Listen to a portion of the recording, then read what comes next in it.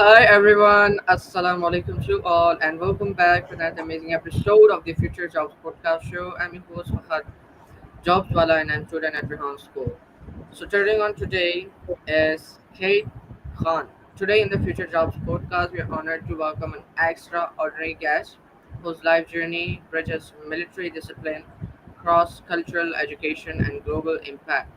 Kate Khan is a proud Australian who has not only served with distinction in the British Army but has also dedicated her life to education across some of the most remote and diverse communities in the world. From the rugged outback of Australia to the structured environment of military service, and now to classrooms across Asia. Kate brings a unique blend of resilience, cultural intelligence, and a fierce passion for empowering the next generation. Whether she is mentoring students in South Korea, navigating the challenges of indigenous education in Australia, or drawing from her military background to lead with strength and compassion, Kate is a wonderful lady, and I'm very honored to have her on my show. And you heard that perfectly. She is Catherine or Kate Khan. You know, when we were having a chit chat before this podcast, she just told me about that her grandparents were from Afghanistan or from Pakistan. So she is a mix up of Afghanistan, Pakistan, and Australians. So it's wonderful, Catherine Khan, to have you on Fahad Zafar Khan's show. So how have you been? I'm well. Thank you so much for having me today. Okay, it's wonderful. So Catherine, could you tell us about your story? Yes, so I guess if I'm looking at my educational story, most people would say it's not in a straight line. So, as you already mentioned at the start, I actually began my early career teaching in the outback on Indigenous communities in Australia. After a while teaching there, I actually left and moved away from teaching and trained as an officer at the Royal Military College at Duntroon in Australia, which then led me to a number of years in the Australian Armed Forces. And then, after a whole sequence of events, that then saw me transfer to the British Army. And then, once I left the British Army, I returned to teaching, but I kind of slowly made my way back to Australia, working in the UK in schools there, working in Germany in some universities there, before returning to Australia and spending a big chunk of time raising my children whilst working. And then more recently at a university in South Korea and now currently in Thailand. It's a wonderful story, Catherine. You told me you work for British military as well, and it's really wonderful. So you've been to Britain as well. Yes, so when I was part of the Australian Army, I had the opportunity to do a military exchange to the British Army. And whilst I was on that exchange, I was asked to go with one of the deployments out to Bosnia at the time with one of the Gurkha regiments. And whilst I was in Bosnia, it was in 2001, and it was when there was a lot of confusion around the 11th of September. And so I was unable to head straight back to the UK. So I stayed in Bosnia, and whilst in Bosnia, I was approached by a senior officer and asked if perhaps I'd consider transferring. And instead of returning to Australia and the Australian Army, would I be interested in becoming an officer in the British Army? I was young, I was single, it seemed like a fun adventure. So I was more than happy to jump ship and to pick up new roles within the British Army. Wonderful, wonderful. Adventures, I would say, are the part of life, and they have to be the part of life because it's really amazing to try different kind of things. It really it helps increase your knowledge and it changes your view of seeing the world, your way of seeing the world. So how do you balance the high stakes world of international Are you are you rational with your passion for photography? Photography. I'm not huge on photography. Um, I do a lot of family snaps, and I certainly make any deployment that I've been on look and feel like a holiday because I do like people, and I do spend a lot of time capturing and creating memories, often through photography of the people that I'm with and around. It's amazing, Catherine. So, having taught in various countries, how do you adopt your teaching methods to different cultural contexts? Yeah, I think that's probably one of the most interesting parts of the job is every time you change countries, you have to relearn, and not just changing countries, like in a country as big as Australia, teaching in the outback was incredibly different to teaching in Canberra, which was the last area that I taught at in Australia. So the cultural context also needed shifting even within the same country. But I think my main focus when working, especially in international schools, but with local students, is it's really important for you to know yourself, your country, your culture. And until you know that well, it's almost impossible to have that global outlook. So I'm constantly, when working with kids in that global context, I'm saying your question should be, how does me, myself, my country, my culture, how does this influence the rest of the world? And how does what the rest of the world is doing influence me, myself, my country, my culture? And so if I use that as my start point, wherever I am, whatever I'm doing, it ensures that culture is valued, and that it's always the start point of any learning, regardless of the age of the student or the culture that the student is coming from. Okay, great. So, you did you have the opportunity to speak with your grandparents? Did I? Yes, yes. Both. Well, my grandfather's still alive in his late 90s, but still going strong in Australia. Wonderful, Catherine. So your grandparents were from Afghanistan, right? So his parents were, but and his older brothers and sisters were all born in on that border of Afghanistan, Pakistan. But he, as the youngest of seven children, he was the one that was actually born in Australia after they'd moved. But he grew up in a family that were kind of caught between two cultures, trying to adjust to a very different Australian culture and trying to work out what to hold on to from their own traditional heritage and culture. Oh, okay. So do your grandparents know about the languages they had? No, unfortunately, no. So, but my mum has always been huge on valuing language. So, my brother, my younger brother in particular, has always been quite a strong linguist. And he worked for a while with the UN, and one of his jobs was in Afghanistan. And in order to take that job, he had to prove that he was quite competent in both Farsi and Pashto.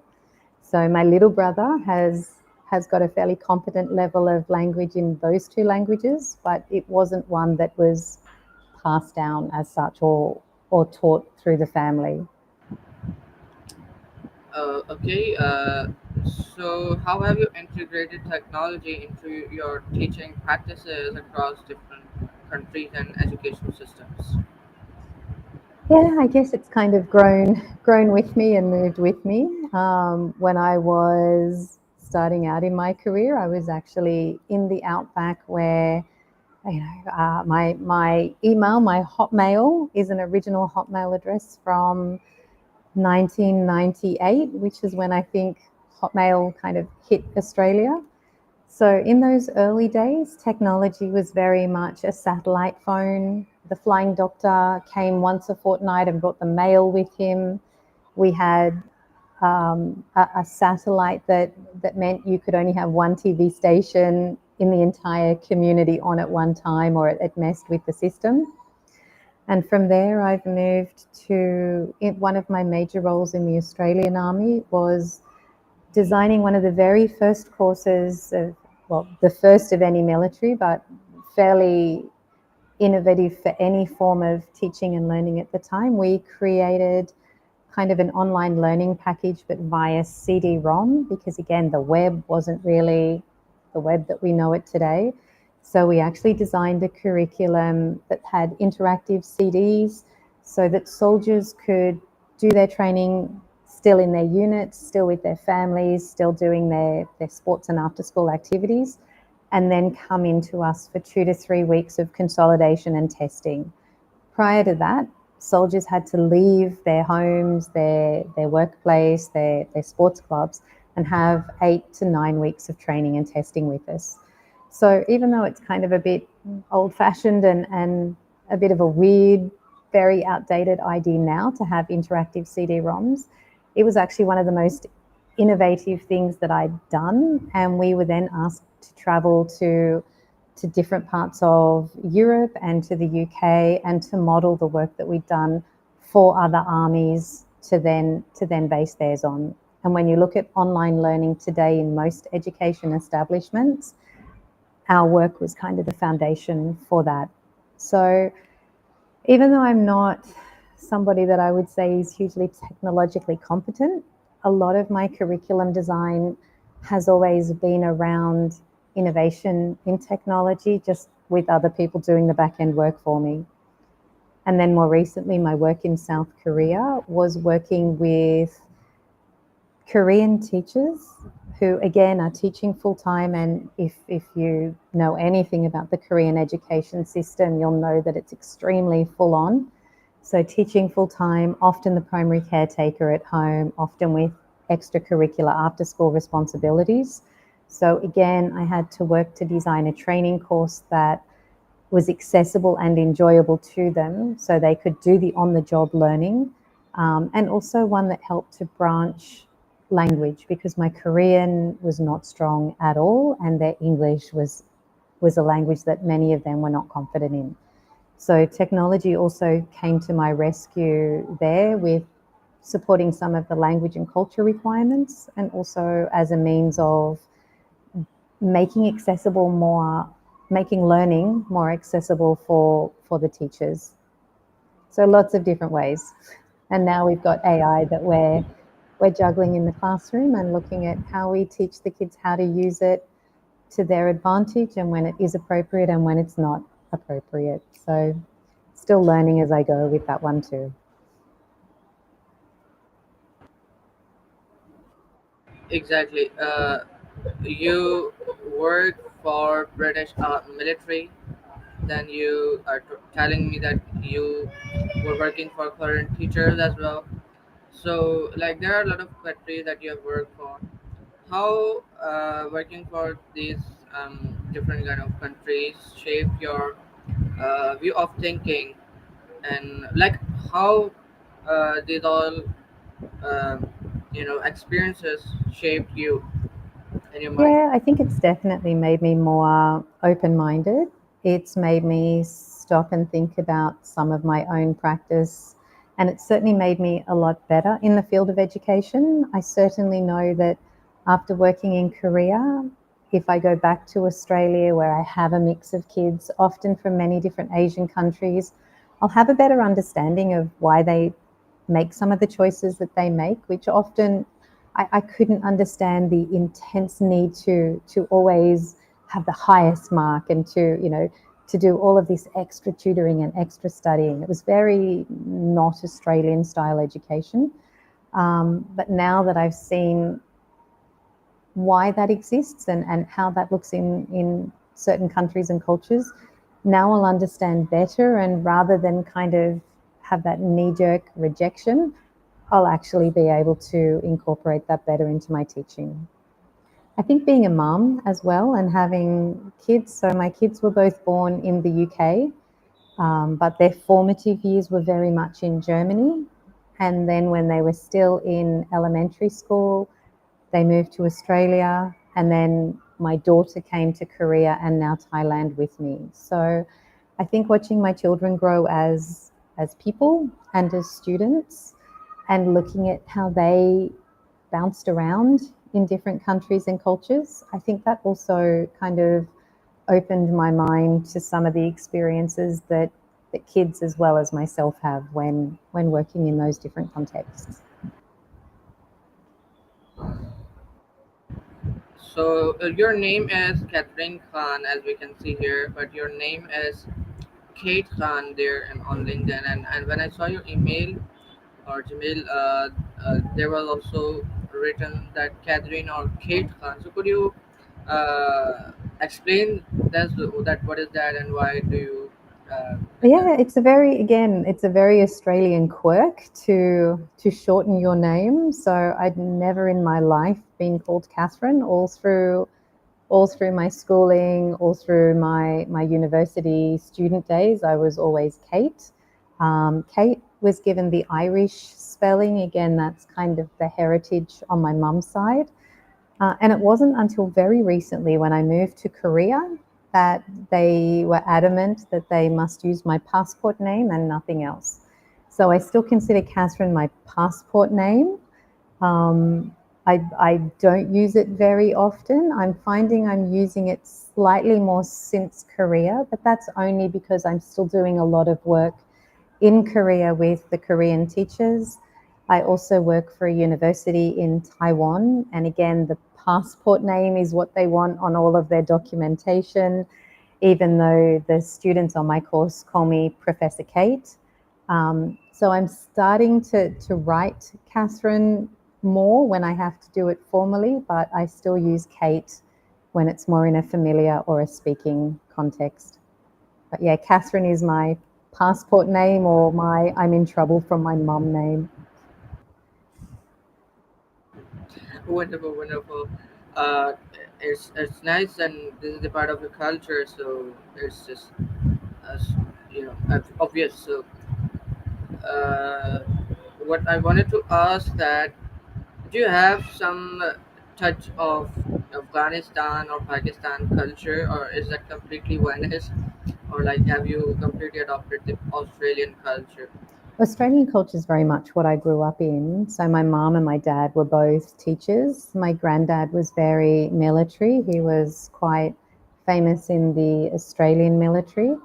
I guess the one, I don't know if it's an Indian quirk or a family quirk or I'm not sure, but we've always had elephants, like little figurines all through the house of elephants, and they always have to be facing entrances or exits. So they keep the bad spirits outside by facing entrances and exits. And so even now, if you walk around my house here, you'll see lots of little either jade or bronze or wooden versions of different different types of elephants, always facing those exits or entrances.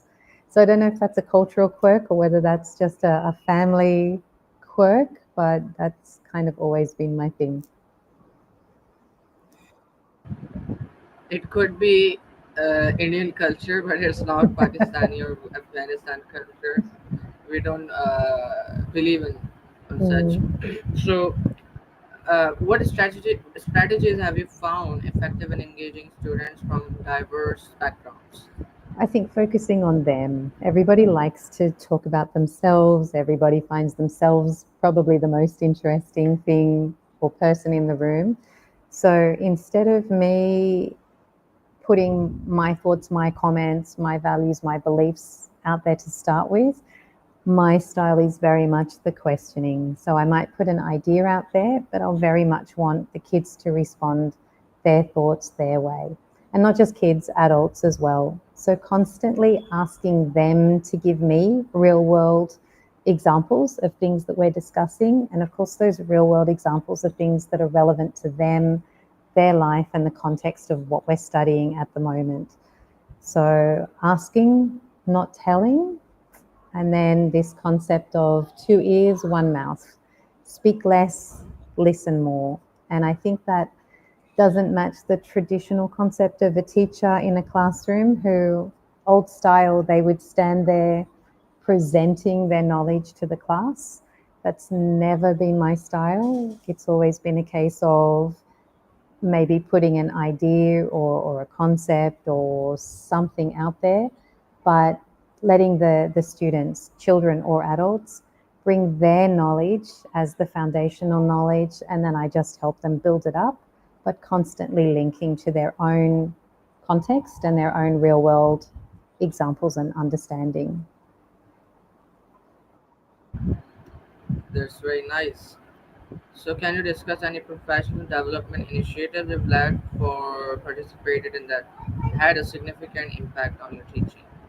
Yeah, I'd say probably, well, the work with the military, but I'd say more so my work with the Korean teachers. I think I went into that job assuming that everyone had done similar teacher training to me. So the work that I'd done in Australian schools, the teachers that I worked with had a very similar pedagogical background.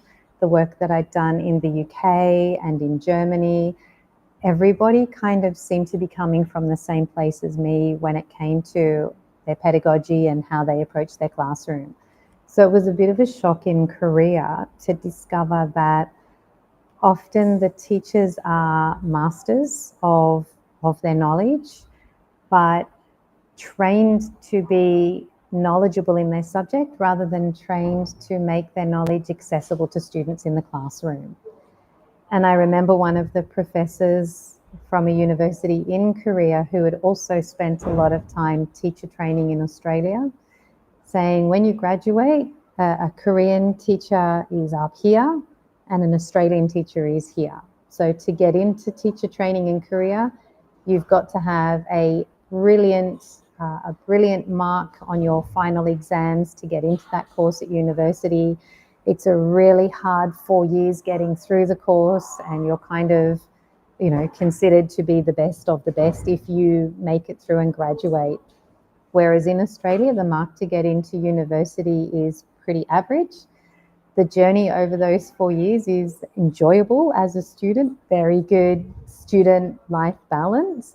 And so on graduation, a Korean teacher for, for knowledge and grades is here, an Australian teacher is here. But the more time you spend in the classroom, the greater the shift becomes. And then 5 or 10 years after being in a classroom, the Korean teacher hasn't moved at all because they just know what they know, whereas an Australian teacher shifts, adapts, changes because they didn't come in with all the knowledge, and so they've continued to grow and build that knowledge as they go.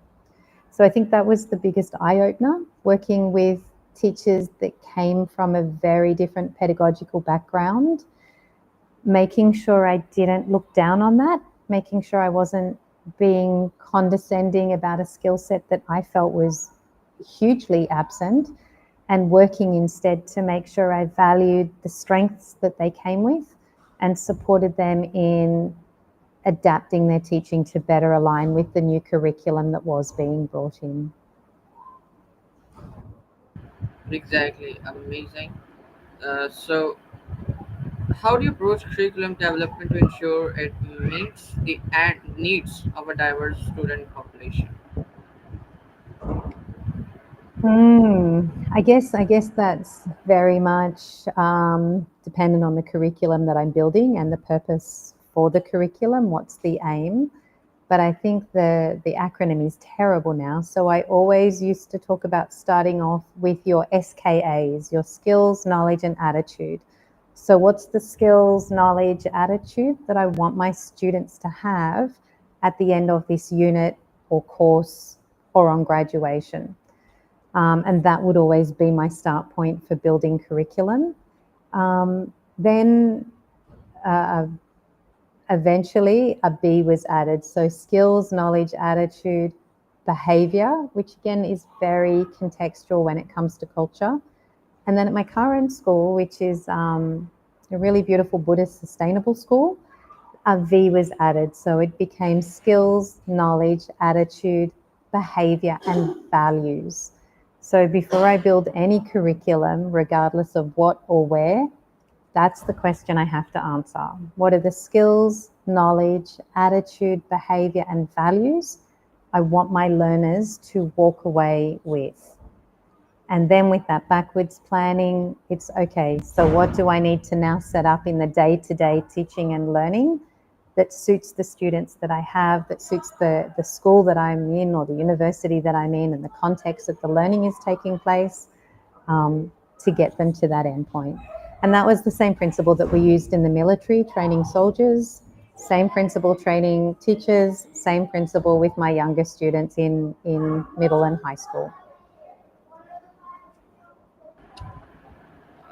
It was it was really wonderful meeting you, Catherine or Kate Khan.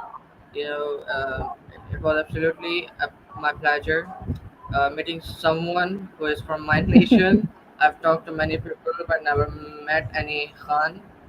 So thank you so much for joining me for on today's conversation. It was all about on Catherine Khan's life journeys, and we discussed her uh, passions, her work, and all that. I hope you like it. Inshallah, meet you soon.